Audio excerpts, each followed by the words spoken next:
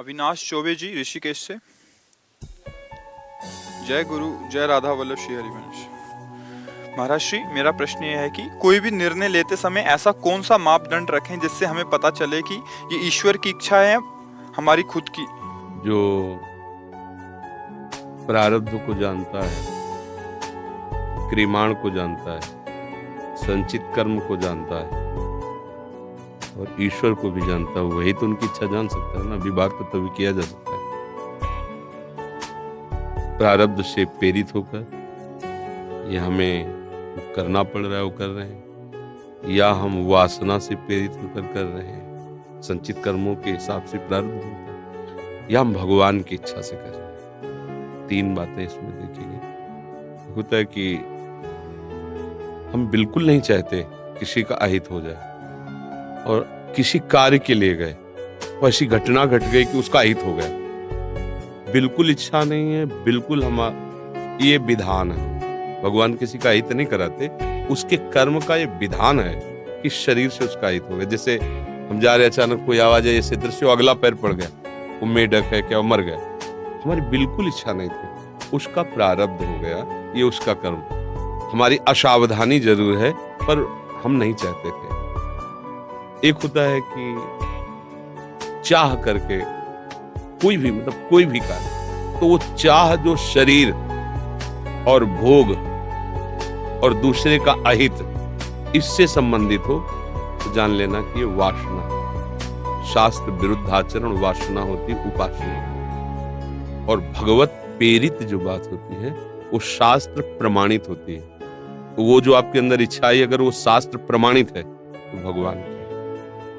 अगर वो भोग वासना युक्त, शास्त्र विरुद्ध, दूसरे का अहित करने वाली, वो हमारे अहंकार जनित देहाभिमान की वासना है। अचानक कोई घटना घट जाती है, हमारी कोई चाह नहीं, कोई इच्छा नहीं, कोई सोच नहीं, वो उसका प्रारब्ध था। जैसे अचानक कोई आया और भिड़ गया और हमें पीट दिया, या ऐसी लड़ाई झगड़ा हम नहीं चाहते थे, हमारा कोई उद्देश्य नहीं था, उसको जानते भी नहीं, लेकिन ये घटना होनी थी क्योंकि वो कर्म का ऐसा है। तो भगवत प्रेरित बात वही होगी जो शास्त्र प्रमाणित होगी। भगवान ने कहा तस्मात् शास्त्रम प्रमाणम ते कार्याकार्यो व्यवस्थितो। शास्त्र भगवान की वाणी है ना, तो भगवान की वाणी भगवान की इच्छा है ना, तो भगवान की इच्छा का हम तभी परिचय जानेंगे जब शास्त्र आज्ञा के अनुसार है। अगर वासना के अनुसार है, इंद्रियजन्य भोगों की, तो दुर्वासना मम सदा परिकर्षयन्ति, ये आपके देहाभिमान का है। अगर अनजाने में कोई चूक हो रही तो हो सकता है प्रारब्ध का संयोग। तो ज्ञान के द्वारा ये बातें देखी जाती है। तो अब इसमें विवेक बहुत सावधान हो, इसका निर्णय किया जा सकता है कि हमारी वासना है, कि हमारी उपासना तो भगवत इच्छा है, कि ये अचानक कोई प्रारब्ध की घटना थी, ऐसा घट गया, वो देखा जाता है उसमें। जैसे मैं एक बार बताया भी है कि श्री जी के पात्र मार्जन करने के लिए रज लेने के लिए गए, तो रज बहुत सावधानी से ली जाती है, जैसे ऊंचे में ऐसे कि कोई लघु शंका न किया हो, क्योंकि श्री जी के पात्र मार्जन करने तो झाड़ियों के नीचे से ऐसे थोड़ी रज, तो फावड़ा ले गए थे, एक डलिया ले आए, महीना 15 दिन चली। तो खोदना यहाँ चाहते थे, लेकिन ऐसा हुआ कि यहाँ खोदें तो अच्छी रज मिलेगी, ऊपर के हटा के नीचे गए। जो एक फावड़ा मारा, 2 खन खजूर होते हैं जिनके कई पैर, मतलब सैकड़ों पैर होते हैं, उनको क्या खन खजूर ही तो कहते हैं। हाँ, वो दोनों कट गए।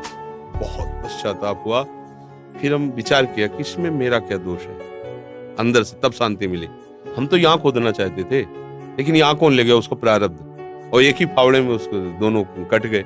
अब उस जीव का इसमें कहीं हमारी ना इच्छा, ना हमारा किसी भी तरह का भाव, और खोदना भी वहां नहीं चाहते थे, लेकिन उसके प्रारब्ध ने खुदवाया कि हाँ ऐसा।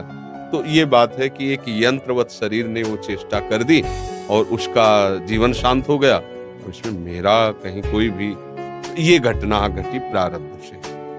हर जीव की रक्षा करना, हर जीव को अपना अधिकार इस भूमि पर जीने का, हम ऐसा नहीं कर सकते। पर अचानक कोई घटना घट जाती है, फिर उसके लिए भगवान से प्रार्थना करते हैं। वो तो सर्व न्यायाधीश जान रहे हैं, उसका भी मंगल हो। भगवान से प्रार्थना करें, उसका भी मंगल हो। जो जीव इस शरीर के द्वारा किसी भी तरह से ऐसी क्रिया हुई, भगवान उन पर कृपा करें और भगवान को प्रसन्नता हेतु भगवान को प्राप्त हो, ऐसा। लेकिन वासना युक्त और उपासना युक्त और प्रारब्ध, इन तीनों को बहुत सुंदर विवेक वाला समझ पाएगा, नहीं समझ नहीं पाएगा। कि हमारे अंदर वासना से प्रेरित बात आ रही, कि भगवान से प्रेरित बात आ रही, कि प्रारब्ध से प्रेरित आ रही। जैसी हो भवतव्यता तैसी बने सहाय, आप ना आवे ताही पर ताही तहां ले जाए। घटना घटनी आपको अमुक जगह, आप तैयारी करके इधर जा रहे हैं, अचानक विचार बदला कि इधर तो जाना, उनसे मिल लेते हैं, फिर इधर मिलके चले जाएंगे। विचार पक्का हुआ, वहां गए, बीच में घटना घट गई, क्योंकि वहीं घटनी थी, आपसे घटनी थी, आपका उसमें ये प्रारब्ध घटना है। भगवत प्रेरित जो होता है वो किसी का अमंगल नहीं हो सकता, किसी का अहित नहीं हो सकता, और शास्त्र प्रमाणित होगी जो भगवत प्रेरित होगी। भगवत प्रेरित बात तभी समझ में आ सकती है जब आप भगवान के शरणागतों को भजन करते हो, तो आपको पता चलेगा मेरे आराध्य देव की प्रेरणा, आपको पता चलेगा मेरी वासना की प्रेरणा, फिर आपको पता चले ये प्रारब्ध की प्रेरणा से। तीनों का अलग अलग निर्णय। समझ पा रहे हैं?